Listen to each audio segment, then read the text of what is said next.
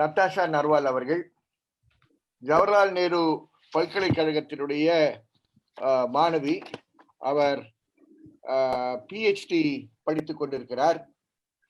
அவளும் அவருடைய தோழியர் தேவாங்கனா அவர்களும் இருவரும் பின்ரா தோத் என்ற ஒரு பெண்கள் அமைப்பை அவர்கள் கல்லூரியில் படிக்கக்கூடிய காலகட்டத்தில் 2015ஆம் ஆண்டு துவக்கினார்கள்.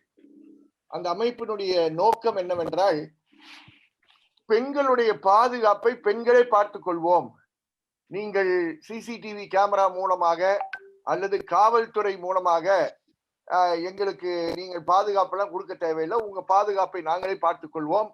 பெண்களுக்கான கல்லூரிகளில் படிக்கக்கூடிய இளம் பெண்களுக்காக தங்குகின்ற ஹாஸ்டல்ல அதிகமான கட்டணம் வசூல் பண்ணாமல் பேயிங் கெஸ்ட் அகாமடேஷன் பணம் கட்டி இருக்கக்கூடிய ஹாஸ்டல்ஸ்ல தங்கக்கூடிய இடங்கள்ல பெண்களை பாதுகாப்பாக இருப்பதற்கும் சரியாக பார்த்து கொள்வதற்குமான ஒரு மாணவர் அமைப்பாக, பெண்கள் நடத்துகின்ற மாணவர் அமைப்பாக அது இருந்தது. அதை செல்லும் பொழுது, அதை நடத்தி கொண்டிருக்கும் பொழுது உள்ளே சில முரண்பாடுகள் நீங்கள் SC பெண்கள், ST பெண்கள், இஸ்லாமிய பெண்கள் போன்ற சாதாரண பெண்களுடைய பிரச்சனைகளில் ஈடுபடுவதில்லை என்ற விமர்சனங்கள்லாம் அந்த பின்னணியில் 2019ஆம் ஆண்டு அவர்கள் பல செயல்பாடுகளில் மாற்றங்கள் கொண்டு அவங்க அமைப்பில் கொண்டு இந்த டெல்லியில் நடந்த அந்த டெல்லி கலவரம் என்று நீங்கள் அழைக்காதீர்கள் என்று சுரேஷ் கூறினாரே, அந்த சம்பவத்தில் அவரை மார்ச் மாதத்தில் கைது செய்து, மே மாதத்தில் 23ஆம் தேதி மே மாதம் கைது செய்து அவர் சிறையில் அடைத்து, அவருக்கு எதிராக, நட்டாஷாக்கு எதிராக 4 முதல் தகவல் அறிக்கையை பதிவு செய்தார்கள்.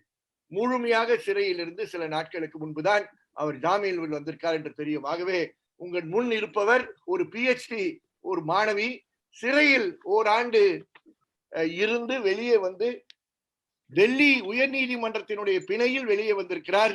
உச்ச நீதிமன்றம் அந்த பிணையை நாங்கள் தொடவில்லை என்று உத்தரவாதம் கொடுத்திருக்கிறார்கள். ஆனால் இன்னும் அங்கே இருக்கக்கூடிய மேல்முறையீடு அங்கு நிலுவையில் இருக்கு என்று மறந்துவிட வேண்டாம்.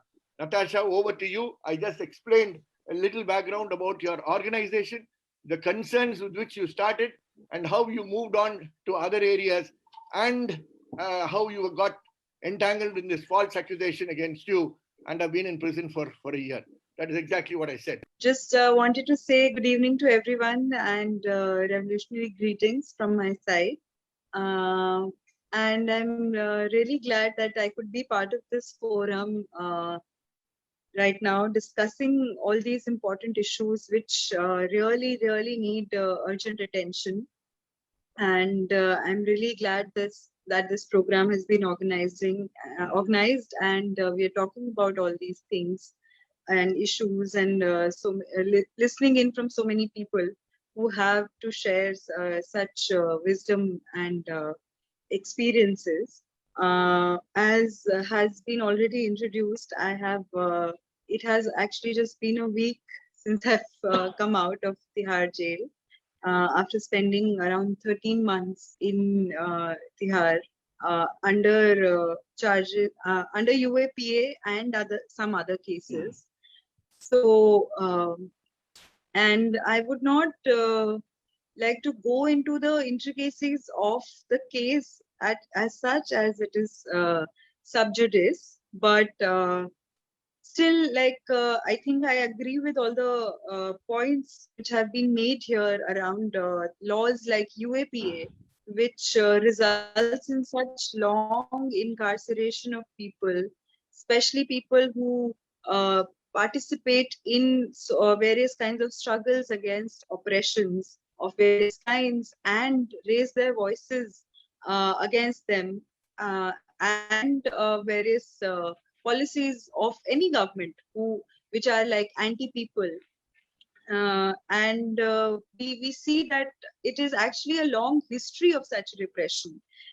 What we are witnessing today is, of course, like a very intensified form, but we should not also forget that history, which have led to an incarceration and repression of various kinds on so many people for raising their voices, for struggling against various cages and shackles of oppression which exist in our society.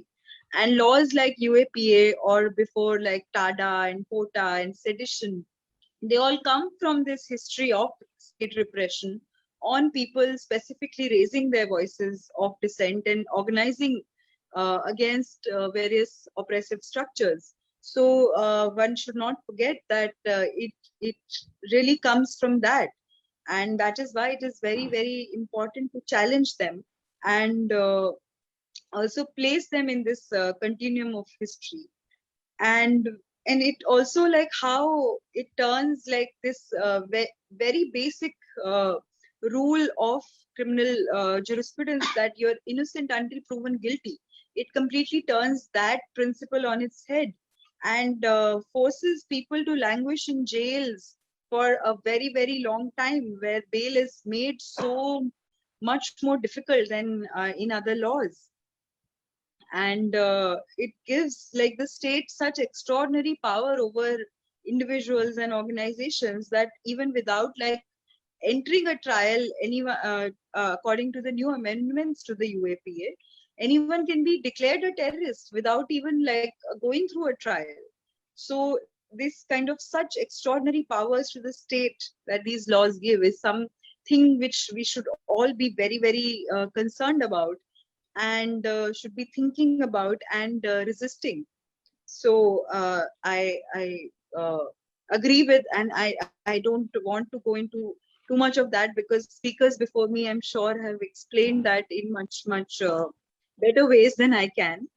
But what I would like to also focus on is, I think in our struggles, when we also like talk about custodial violence and torture, mostly the focus is on the kind of torture and violence which happens in police custody.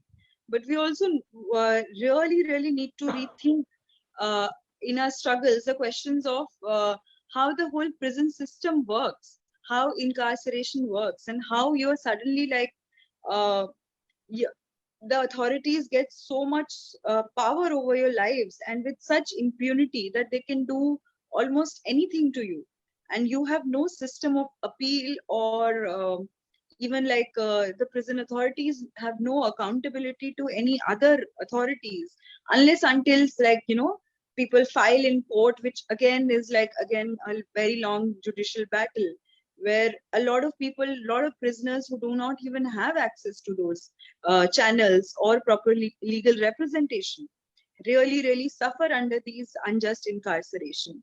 And also not just what is the category of political prisoners uh, who are incarcerated for a particular reason, but also prisoners who are under other charges, who similarly are languishing in jail for like pending very long trials, and do not even have adequate legal representation or media attention or any kind of social, even family support.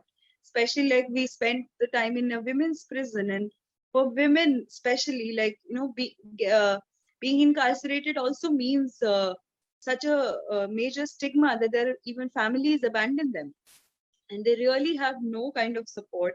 And prison authorities have this absolute kind of power and impunity with which they can treat you in any way they like. And we witnessed a lot of these kinds of stories and struggles of women when we were there, and and also built a lot of relationships of solidarity, uh, which comes from this this oppressive reality, and especially during the time of pandemic, where everything, the usual contact with the outside world is also stopped. So I think that question really needs to inform all our struggles. And we also really need to think or rethink the category of political prisoners also. I feel that okay, like people like us who have been put in prison because of certain various very particular reasons, which is very clear, I think, and becoming more and more clear now. But also people who are put in other kinds of charges, who often are the victim of a very unjust political system and inequalities in our society. like someone in the time of pandemic, they do not have any source of livelihood, and they have to resort to stealing, and then they're put behind bars, and they do not have any legal representation, and then they have to suffer that incarceration for months. Are they also not political prisoners in some ways? And is that struggle not our struggle? So I think those are the questions which we also need to think about and bring them into our struggle intrinsically. And also, again, going back to UAPA, I mean, in that sense, also there are certain cases which get more highlighted, like our case or the Bhima Koregaon case or certain other cases. But as news comes in, we kind of, like when we were also in jail, every week or 10 days we would read some news that someone who was like in prison under UAPA for like 10 years, 15 years, 20 years, and have finally gotten acquitted. So, I mean, there are so many other cases, so many people from marginalized backgrounds, Muslims, Adivasis, struggling for the land, struggling for their rights over their forests, are booked under these charges, and no one even gets to know about all those people.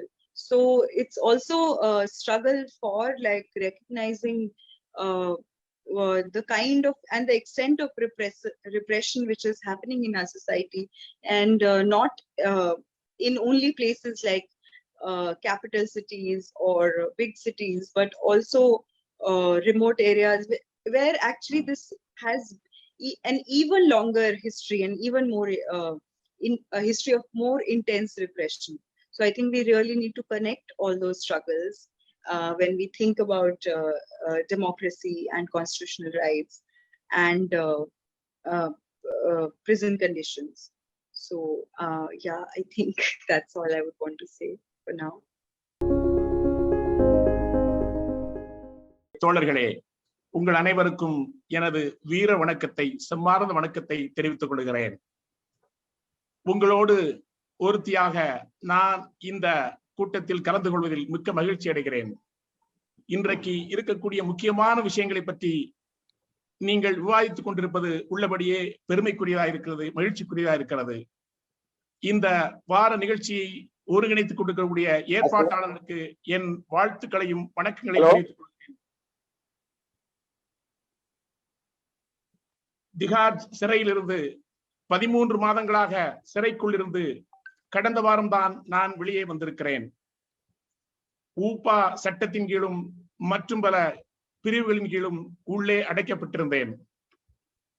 நான் இப்போது பிணையில் இருப்பதால் வழக்குகள் சம்பந்தமாக நான் ஒன்றும் பேசுவதில்லை. ஊப்பா குறித்து பல்வேறு நபர்கள் எனக்கு முன்னால் கருத்துரையாளர்கள் பேசினார்கள். குறிப்பாக ஏழை எளிய ஒடுக்கப்பட்ட ஆதிவாசி மக்களுக்காக குரல் கொடுக்கக்கூடிய செயல்பாட்டாளருக்கு எதிராக பெரும்பாலும் இந்த சட்டங்கள் பயன்படுத்தப்படுகின்றன. நலிவுற்ற பிரிவினருக்காக, ஒடுக்குண்ட மக்களுக்காக குரல் கொடுப்போருக்கு எதிராக இந்த சட்டங்கள் பாய்கின்றன. அரசுக்கு எதிராக கருத்துக்கள் சொன்னால் இந்த சட்டங்கள் பாய்கின்றன. அரசுகளின் மக்கள் விரோத திட்டங்களை எதிர்த்து பேசினால் இந்த சட்டங்கள் பாய்கின்றன.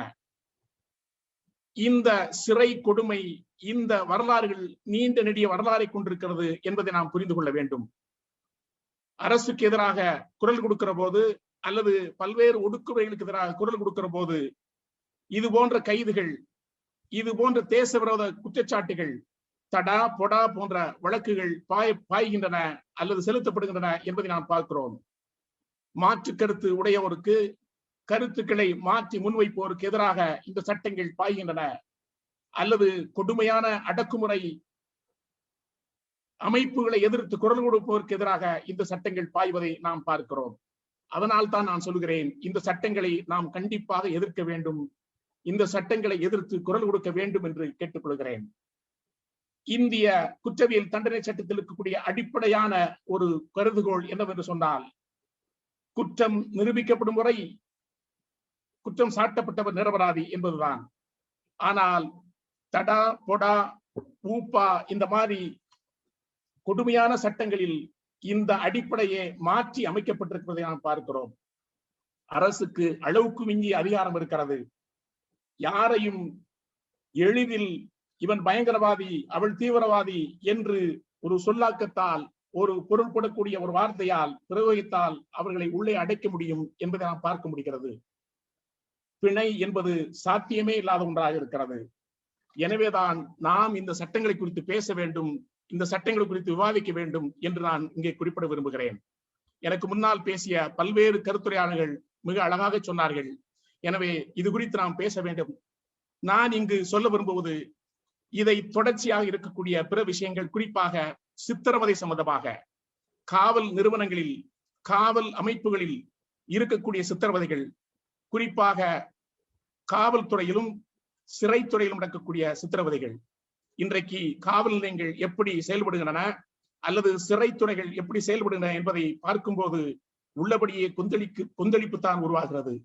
ஏனென்றால் சிறைத்துறை அதிகாரிகள் எந்த விதமான தண்டனைகளுக்கும் உள்ளாகாமல் விலக்கு பெற்றிருக்கிறார்கள். அந்த தண்டனை விலக்குதான் அவர்களை எதையும் செய்ய துணிவாக அவர்களை உருவாக்குகிறது. அவர்கள் எந்த விதமான பொறுப்பு கூறல் அமைப்புகளுக்கும் உட்பட்டவர்கள் அல்ல என்பதை நினைத்து கொடுமையாக இருக்கிறது. பொறுப்பு கூறலுக்கு உட்படாமலே அவர்கள் இருக்கிறார்கள். எனவேதான் நாம் இதை மிக கொடுமையான ஒன்றாக பார்க்கிறோம். இது மிகப்பெரிய ஒரு நீண்ட நீதிமன்ற போராட்டமும் கூட. ஏனென்றால் இந்த வழக்கில் பாதிக்கப்பட்டு சிறையில் இருப்போருக்கு சட்ட ரீதியான பாதுகாப்பு அல்லது சட்ட ரீதியான பிரயோகித்துவம் என்று ஒன்றும் கிடையாது. இதில் குறிப்பாக அரசியல் கைதிகள் என்ற வரையறையை, வகைப்பாடை நாம் குறிப்பாக பார்க்க வேண்டும். இவர்கள் மீது புகுத்தப்பட்ட அல்லது புனையப்பட்ட வழக்குகளுக்காக நீண்ட நெடிய நாட்களை சிறையில் கழிக்கிறார்கள். அவர்கள் மீது எந்த ஒரு ஊடக வெளிச்சமோ அல்லது அவர்களுக்கு போதிய குடும்ப உறவினருடைய ஆதரவோ இல்லாமல் தவிக்கிறார்கள். அதிலும் குறிப்பாக பெண் சிறைவாசிகள் நிலைமை கொடியது. அவர்கள், இந்த சமூகம் அவர்கள் பார்க்கிற பார்வையும் இதன் மீது கூடுதலாக சுமத்துகிறது. எனவே இந்த நேரத்தில் நாம் கண்டிப்பாக அரசியல் கைதிகள் அல்லது அரசியல் காரணங்களுக்காக சிறையில் அடைக்கப்பட்டோர் என்ற சொல்லாக்கத்தை, என்ற வரையறையை மீண்டும் நாம் மறுபரிசீலனை செய்ய வேண்டும், அல்லது இன்னும் கொஞ்சம் விரிவாக பார்க்க வேண்டும் என்றே சொல்கிறேன். குறிப்பாக இந்த கொரோனா பெருந்தொற்று காலத்தில் அடைக்கப்பட்டுள்ள ஆயிரக்கணக்கான அரசியல் கைதிகளுடைய நிலையை நினைக்கும் போது நாம் எல்லாம் ஒருங்கே குரல் கொடுக்க வேண்டும் என்று தோன்றுகிறது. எனவே இங்கு இந்த அரசியல் கைதிகள் அனைவரும் இந்த சமூகத்தில் ஏதோ ஒரு அளவுக்கு சமத்துவமின்மைக்கு எதிராக குரல் கொடுத்தவர்கள். இவர்கள் இந்த சமூகத்தை மாற்றுவதற்காக குரல் கொடுத்தவர்கள், இந்த சமூகத்தின் விடுதலைக்காக குரல் கொடுத்தவர்கள். இங்கு ஒரு சிலருடைய வழக்குகள் ஊடக வெளிச்சம் பெறுகிறது. ஆனால் இன்னும் மற்றும் சிலருடைய வழக்குகள் எந்த ஒரு வெளிச்சமும் இல்லாமல் இருப்பதை பார்க்கிறோம். உதாரணமாக எங்களை போன்ற வழக்குகள் ஊடக வெளிச்சம் பெற்றன. பீமா குரேகான் வழக்கு பேசப்படுகிறது. ஆனால் ஆயிரக்கணக்கான அரசியல் கைதிகள் ஊப்பா சட்டத்தின் கீழ் அல்லது பிற சட்டங்களின் கீழ் 10 ஆண்டுகளாக 20 ஆண்டுகளாக சிறை கொட்டடியில் வாடுகிறார்கள். இவர்கள் இஸ்லாமியர்களாக இருக்கிறார்கள், தலித்துகளாக இருக்கிறார்கள், ஆதிவாசிகளாக இருக்கிறார்கள். இவர்கள் இது போன்ற வழக்குகளின் கீழ் புனையப்பட்டு இந்த உலகத்துக்கும் ஊருக்கும் தெரியாமல் அங்கே அடைபட்டு கிடக்கிறார்கள். முக்கியமான பெருநகரங்களில் இருக்கக்கூடிய ஒரு சில வழக்குகள் வெளிச்சத்துக்கு வருகின்றன. ஆனால் வெகு தூரத்தில் இருக்கக்கூடிய பல்வேறு நபர்கள் அடைக்கப்பட்ட இடங்களில் நிச்சயமாக இது குறித்து வெளியே பேசப்படுவதில்லை. இது போன்ற விஷயங்கள் தொடர்ச்சியாக பேசப்பட வேண்டும். நாம் ஜனநாயகம் பற்றி பேசும்போதும், குடியாட்சி பற்றி பேசும்போதும், அரசியல் சாசனம் குறித்து பேசும்போதும், அடிப்படை உரிமைகள் குறித்து பேசும்போதும் இதையெல்லாம் இணைத்து பார்க்க வேண்டியிருக்கிறது என்பதை தாழ்மையோடு உங்கள் முன்வைக்கிறேன். இந்த வாய்ப்புக்கு நன்றி கூறி விடைபெறுகிறேன். நன்றி, வணக்கம்.